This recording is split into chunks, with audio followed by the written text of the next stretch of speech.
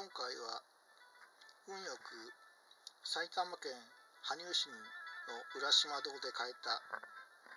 サタンワムのお話をします。昔からよく釣れたルアーで、バスからニジマスから岩ガナからヤマメから、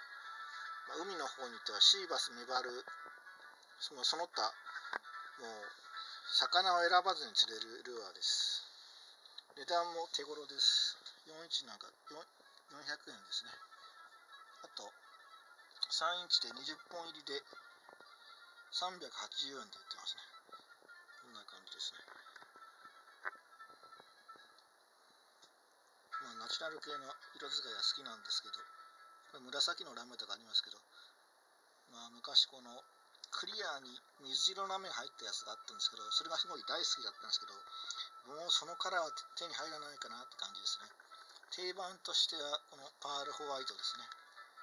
もう定番中の定番です。それと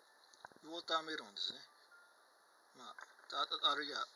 アボカドグリーンなんかも定番中の定番ですね。またちょくちょく行って買おうかと思います。ああいった昔のものをちゃんと置いてあるお店は大切にしていきたいと思います。春日部からだと、高速は使わないでだいたい車で1時間ちょっとなんですけど、本当にいいものがあるお店なんで、少しは車を使って走っても、たまにはいいかなって感じです。では説明を終わりします。スプリットショット、まだもう少し延長しまして、使い方に関しては、スプリットショット、長めのスプリットショット、テキサスリグでもそうですね、1.8 グラムぐらいのテキサスリグ、アンダーショットなんかもいいですし、スピナーベイトのトレーラーなんかに使ってもいいです。テールなんですけど、テールが最低限動くスピードでゆっくり引いて釣るっていうのが一つの肝です。カラーも豊富で、一番ある時はちょっとお店に入った時に20色以上あっ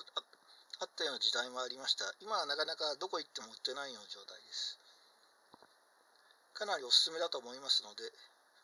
埼玉県羽生の浦島堂渡辺釣り具なんかに行った時にはぜひ買ってみてください。これで説明を終わりします。